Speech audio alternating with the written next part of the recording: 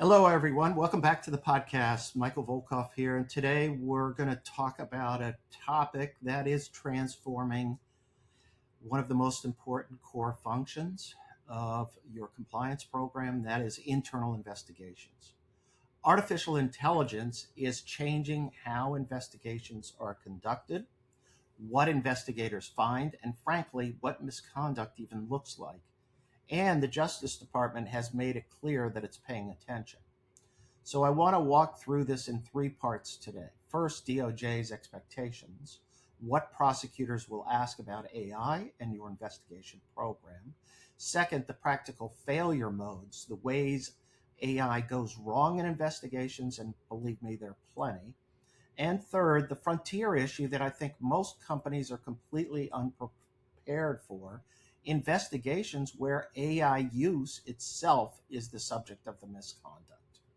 So let's start with the Justice Department because, as always, that's where a good compliance conversation begins. When DOJ updated its evaluation of corporate compliance programs to address artificial intelligence and emerging technologies, most of the commentary focused on AI governance in business operation. And that's important. Prosecutors are now directed to ask how a company assesses the impact of AI on its ability to comply with criminal laws, whether the company has conducted a risk assessment of the technologies it uses, and what controls exist to prevent what DOJ calls the deliberate or reckless misuse of these technologies. But here's what I want you to focus on. The ECCP also asks whether your compliance function has adequate access to data, to analytics tools, to the resources it needs to do its job. Prosecutors are told to compare the technology available to compliance against what the business side enjoys. Put those two threads together and you get a very interesting tension for the investigation and really overall compliance function. If your investigators are ignoring AI tools, working with keyword searches and manual review while your sales team runs sophisticated analytics, DOJ will notice that disparity, and it tells a story about your priorities. But if your investigators adopt AI carelessly, without governance, without validation, without human oversight, you've created a brand new category of risk. You're exposed if you don't, and you're exposed if you do it badly. The only defensible path here is deliberate, documented governance. That's the theme of everything I'm going to discuss today. Now, think about the post incident conversation with prosecutors. They're reviewing your internal investigation of the underlying misconduct, and they start asking questions. Did you use AI tools in this investigation? Were they validated? Who reviewed the output? What baseline of human decision making applied?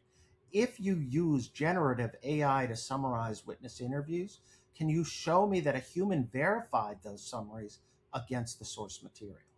Companies that can't answer those questions are going to watch their investigation results and their cooperation and remediation credit come under attack.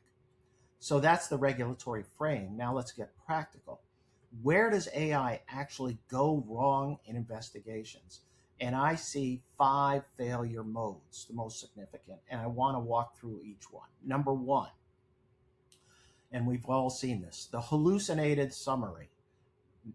Generative AI tools will confidently produce summaries containing statements that no witness ever made. Think about that for a moment. An AI summary of a witness interview that attributes a fabricated admission to an employee, or drops the exculpatory statement that actually mattered, or even a key fact that is critical in securing or concluding that there was an admission or an exculpatory statement. If you take disciplinary action based on that summary, if you make a disclosure based on it, you've got wrongful termination exposure, a corrupted investigation record, and a serious credibility problem. This rule has to be absolute.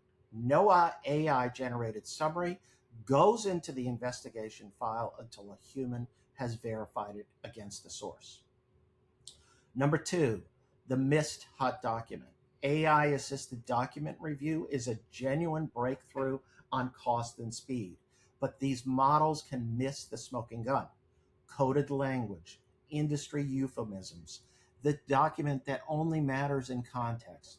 And when DOJ later finds the document your AI review missed, the algorithm didn't flag it, is not going to be a defense. You need validation protocols, defensive sampling, and human review of the borderline categories. Document your methodology. That's what separates a defensible review from a negligent one.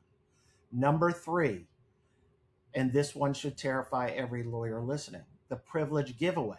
When your investigators feed privileged interview memos or work product into a third-party AI tool, you may be disclosing privileged material to an outside party with all the waiver consequences that follow.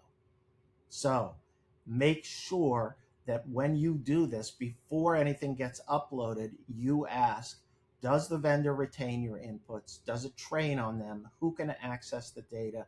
Is the engagement structured to preserve privilege and confidentiality? Number 4, the discoverable prompt trail. Every prompt your investigator types, every output the AI generates is potentially discoverable. Picture an investigator typing, "Find me evidence that Smith knew about the payments." Opposing counsel is going to wave that prompt around as proof of a predetermined conclusion. AI interactions are part of the investigation record. Treat them that way. Prompt discipline, retention protocols, clear rules about what goes into the system. And number 5, over-reliance. This is a culture failure mode, and it's the most insidious. As the tools get better, investigators get comfortable, then complacent. The investigator who used to read every key document now skims the AI summary. Judgment atrophies. Remember, DOJ specifically asks, what baseline of human decision-making is used to assess AI outputs? If the honest answer at your company is not much, no technology purchase is going to fix that problem. Okay, so now we've talked about AI as a tool, how investigators use it, and how it fails.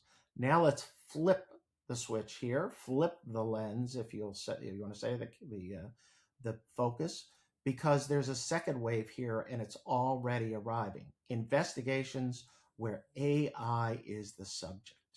Start with employee misconduct. These scenarios are not hypothetical. An employee uploads confidential customer data or trade secrets into a public chatbot.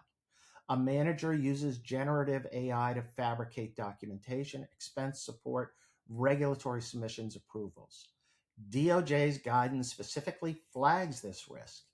AI generating false approvals and false documentation, and asks what controls you have to detect it. If your hotline categories and investigation protocols haven't been updated for AI misuse, you're behind. Then there's the deepfake problem.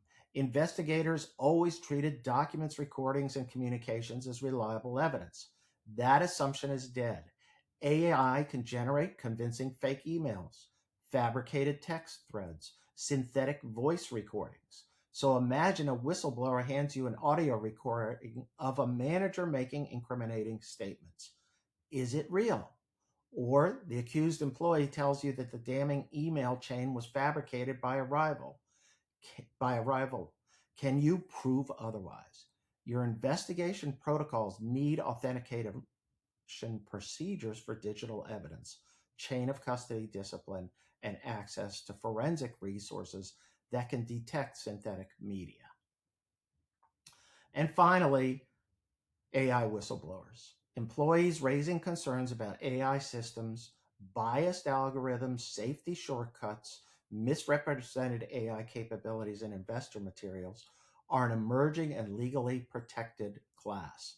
These complaints implicate securities exposure, internal controls, and retaliation risk under SOX and Dodd-Frank, and they're hard to investigate. The evidence lives in model documentation and system logs, and your witnesses are data scientists who speak a completely different professional language than your investigators. You need to bridge that gap, whether through training, dedicated resources, or standing arrangements with outside experts. So, the bottom line, AI is neither the savior nor the villain of internal investigations. It's a powerful capability that demands governance.